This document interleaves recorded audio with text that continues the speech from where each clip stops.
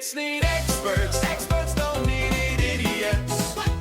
We need experts to help us idiots. To give us idiots expert running advice. Experts to help the idiots. Hey! Tough Mudder Ben. Go on. What's the most idiotic decision you've ever made on a run? The most idiotic decision you've ever made on a run. Isn't the idiotic decision signing up to the run? It turned out to be idiotic after the fact, but using a face wipe to wipe away the sweat, the salt, the grime, and try and give myself a refresh in the checkpoint, and forgetting that also wiped away the sunscreen and then getting sunburn, especially really bad on my lips and stuff. Like, it was quite idiotic looking back, but at the time I was like, God, I feel refreshed and great, and I ran off and just immediately got burned. Derek Corn on the Cob Ultra Runner. What's the most idiotic running decision you've made? What is the most idiotic running decision you've ever made?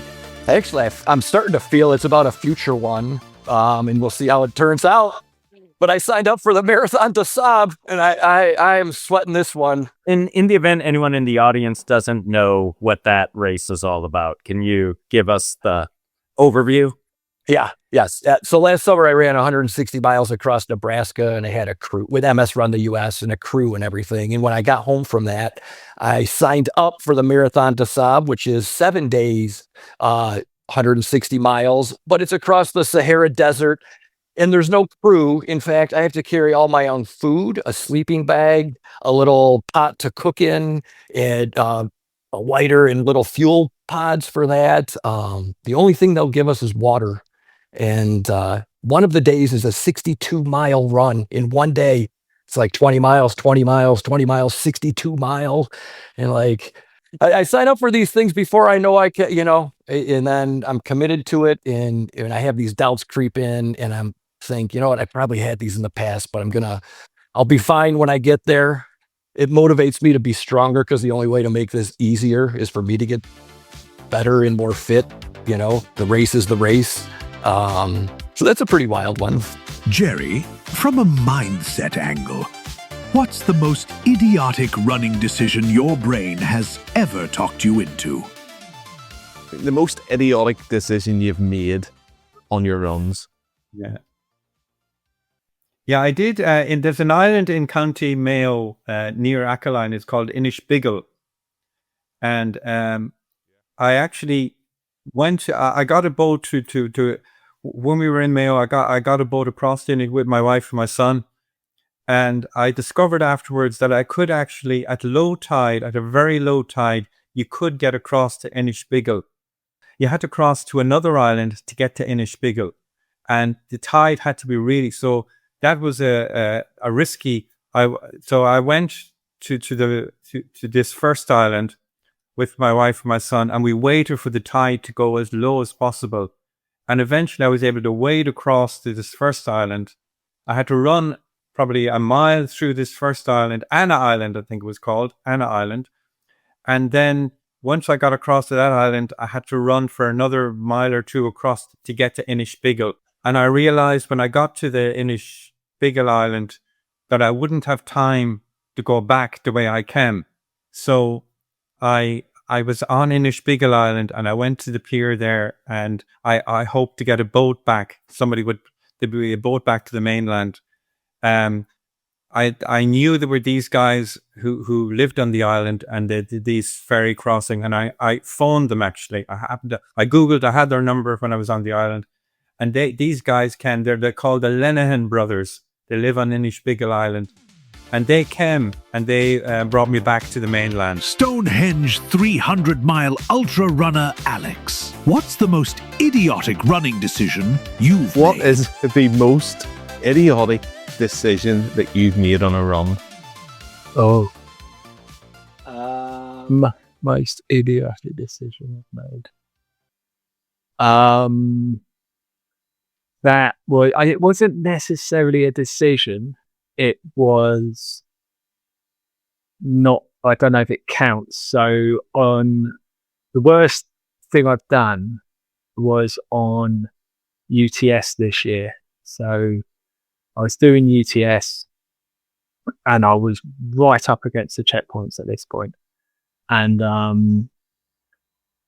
so I had a checkpoint to get to, and then after that, you climb Snowdon for the second time. So you've already done Snowdon once, all these other mountains. So you're quite deep into the race at this point, probably about, I don't know, 75 miles or something. But you've probably done well over 25, 27,000 feet by this point. So UTS is awful. It's great, but it's the most grueling thing I've ever done. So I was racing for this checkpoint, and I had like 15 minutes to get there. It was pure panic because I've already DNF'd it once, and so I didn't want to DNF it again. And then I just raced into the checkpoint, burst in like a madman, and they were like, "What can we get you?" And I didn't say, water from my bottles or food or anything which is remotely useful. I said, "Could I have a cup of tea, please?" and gave them my mug. And then they gave me a cup of tea back, and I just walked straight out. And then just happy that I'd made the timing. And then I was climbing Snowdon again, and then I was like, I don't actually have a drop of water on me, and I had to then make it to the next checkpoint completely waterless. And it was a hot weekend that weekend. And I think that's the most stupid thing I've done, and probably, I was just, Do you know what? full of regret. You started with that going, was that much of a decision? That 100% was your decision to walk. Okay. And I love it. As long as it was a good cup of tea, yeah. It was actually quite decent. That's one good thing about UTS. You can get a decent cup of tea. There's most events, you just get Sort a of. tea bag slapped in water when filled up with half milk. It's awful. Ashley, MS Runs the US creator. What's the most idiotic thing you've decided to do? Yeah, what's the most idiotic running decision you've made? I'm embarrassed to share it, which is why you should probably air it. Yes. All right. Buckle up, everybody. I accidentally went to the bathroom on poison ivy. Oh. That sounds really painful. Yeah. Was very painful. I was in college, and it wasn't pretty. Let's just say there was a lot of steroids, and I was embarrassed to show the doctor. And my question to follow up on that is, was it the only time you've done that you didn't do it again? I have not done it again, but I'm very reactive to poison ivy. So since then I've been very reactive to poison ivy. So if it just even brushes my leg, I'm like scrubbing it off my skin, trying to make sure that it does not explode all over my body. I still Brilliant. can't identify it. That's how much of an idiot I am. I've looked at it. I've studied what it looks like. I do know from my husband that it grows more in like sandy soil. So if there's like kind of sandy soil around, I'm like, try and stay on the trail like this because it is terrible. Isaac, ultra marathon runner. What's the most idiotic decision you've made while running? What would you say the most idiotic running decision is that you've ever made?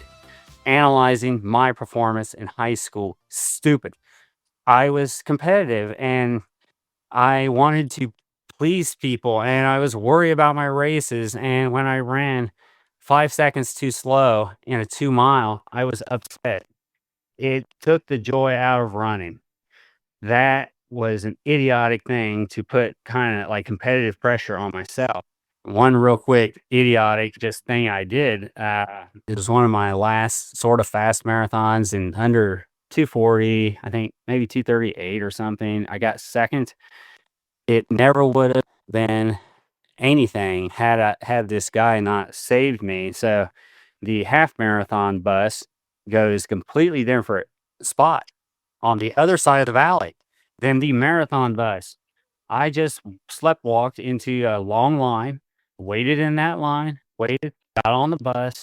They announced when we got to the half marathon starting line, this is half marathon. And I had, I still remember this. I had 15 minutes, maybe, to make it. I flagged the race director person down. They flagged somebody down. We were having a conversation, and this guy in a truck who had just dropped his wife off at the half marathon, he was a diesel mechanic. He had a huge truck. That thing went 95 miles an hour to get me to the starting line, and I dropped off at the marathon less than 2 minutes before the start of the race. My heart was beating really hard. I thanked this guy profusely. I think I sent him a get like honey. Okay. I think I had his address. I wish I still had it. He got me there, and I ended up second in that race. So Running Coach Nick. What's the most idiotic decision you've ever made on a run? What's the most idiotic running decision that you've ever made? The most idiotic running decision.